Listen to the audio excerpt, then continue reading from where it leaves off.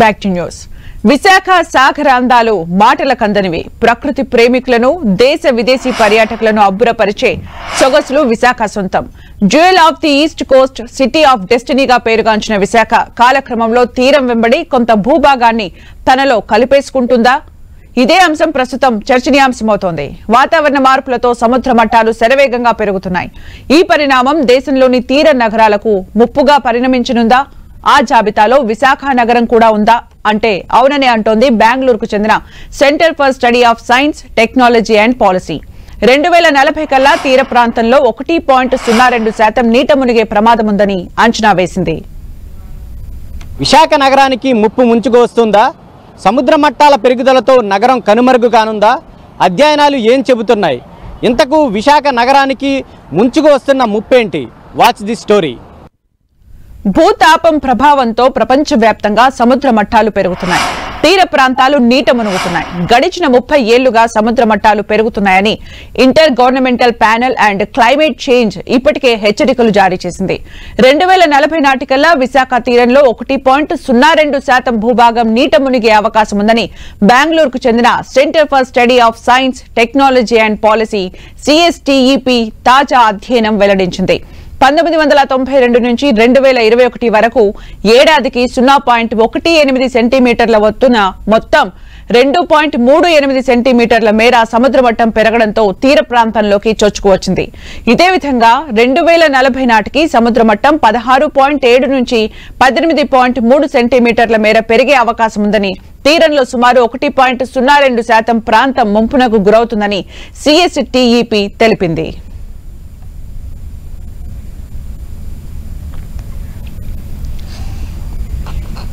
సముద్ర మట్టాలు పెరుగుదల తీర ప్రాంతాలకు ముప్పు అనే అంశంపై బెంగళూరుకు చెందిన CSTEP సంస్థ అధ్యయనం చేసింది.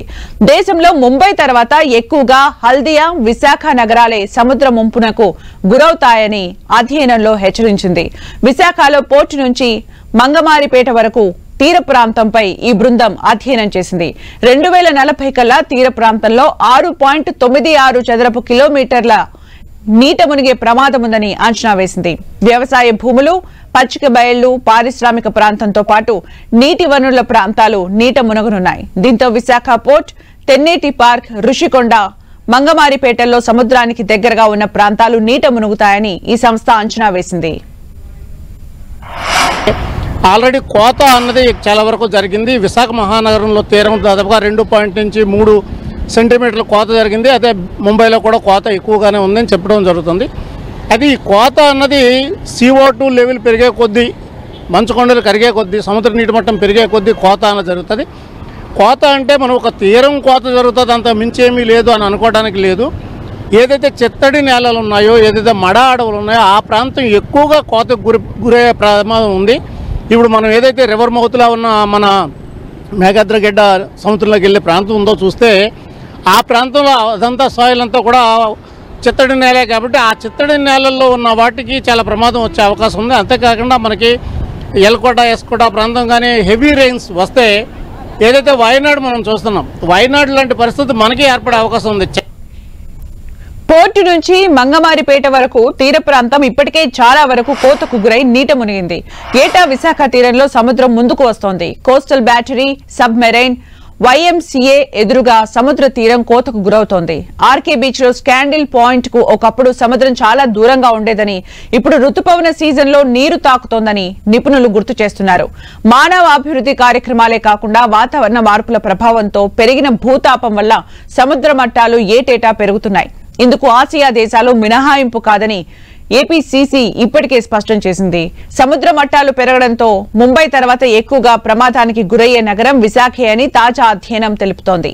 సముద్ర మట్టాలు పెరిగితే ఎయిర్పోర్ట్ పక్కనున్న మెహాద్రి గెడ్డలోకి నీరు ప్రవేశిస్తే ఆ ప్రాంతంలో చెట్లు, మడాడవులు ముంపుకు గురవుతాయి. భూగర్భ జలాలు ఉప్పునీటిగా మారతాయి. బీచ్ రోడ్డు ఇప్పటికే కోతకు గురవుతూనే ఉంది.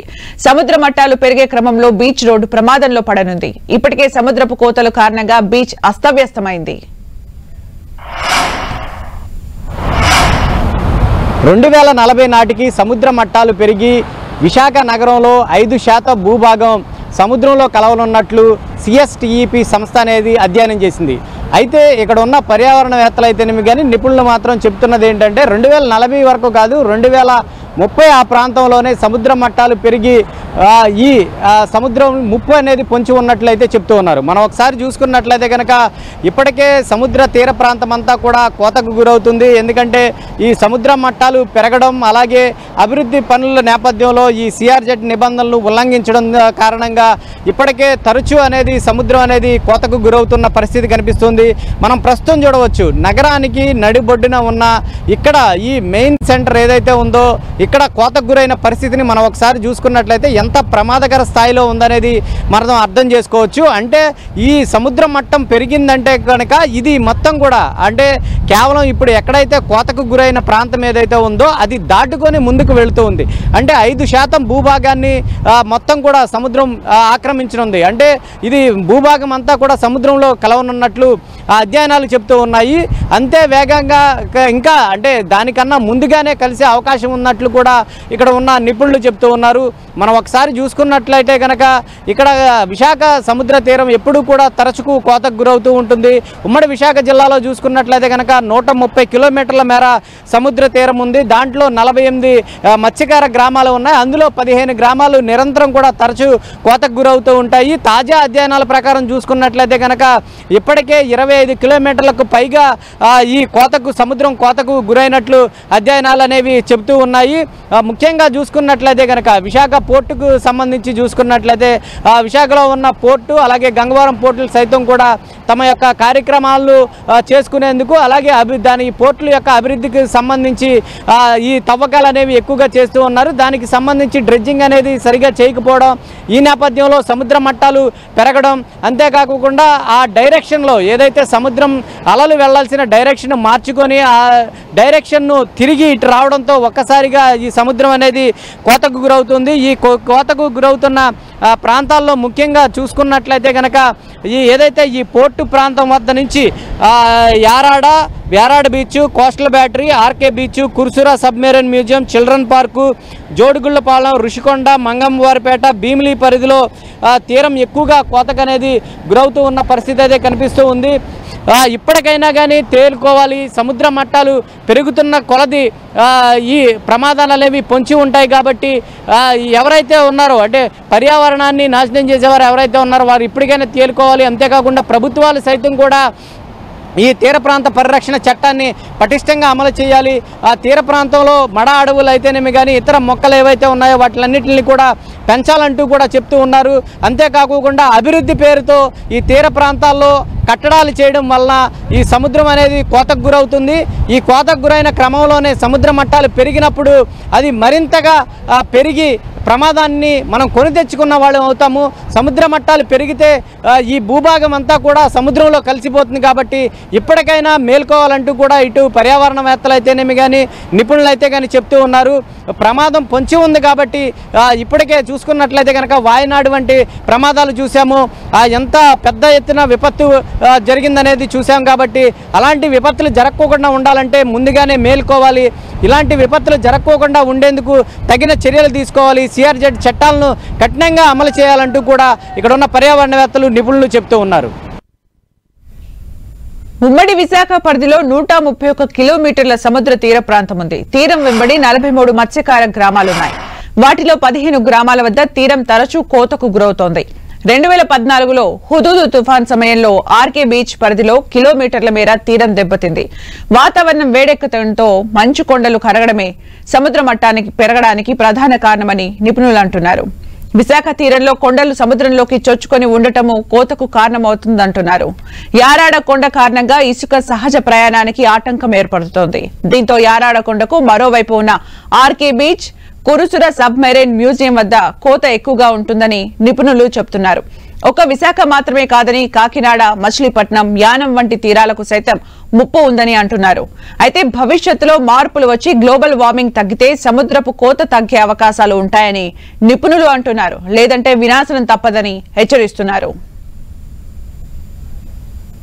గ్లోబల్ వార్మింగ్లో ర్యాపిడ్ అర్బనైజేషన్ అవనివ్వండి, ఇండస్ట్రియలైజేషన్ అవనివ్వండి, ఆటోమొబైల్ పెరిగిపోవడం అవనివ్వండి, ఇవన్నీ గ్లోబల్ వార్మింగ్కి కొంచెం ఉపకరించే విషయాలు ఇవన్నీ.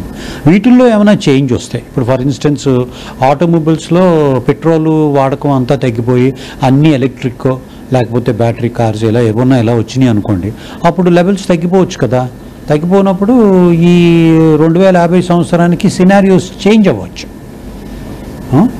ఈ రేట్లో కొనసాగితే మటుకు, ఈ రేట్లో మనం తప్పిదాలు చేస్తుంటే, ఈ రేట్లో కానీ so many watts per meter square radiative forcing ఉంటే ఇలా జరగచ్చు. 2001 సంవత్సరానికి చాలా వరకు మనకి కోస్తాలో ఉన్న సిటీస్ అన్నీ కొంచెం మునిగిపోవచ్చు. ముంబై మహానగరం తర్వాత సముద్ర మట్టాల పెరుగుదలతో ముంపుకు గురయ్యే ప్రాంతం విశాఖ నగరమని తాజా అధ్యయనాలు స్పష్టం చేస్తున్నాయి. సముద్ర మట్టాల పెరుగుదలతో ఇటు టూరిజం, జీవ వైవిధ్యం, ఉపాధి అవకాశాలకు దెబ్బతింటాయని నిపుణులు చెబుతూ ఉన్నారు. ఎప్పటికైనా మేల్కొని పర్యావరణ చట్టాలను అలాగే తీర ప్రాంత చట్టాలను సక్రమంగా అమలు చేస్తే ఇటువంటి విపత్తుల నుంచి తప్పించుకోవచ్చంటూ కూడా నిపుణులు చెబుతూ ఉన్నారు. కెమెరా పర్సన్ సత్యతో జార్జ్, 10 టీవీ, విశాఖ నుంచి.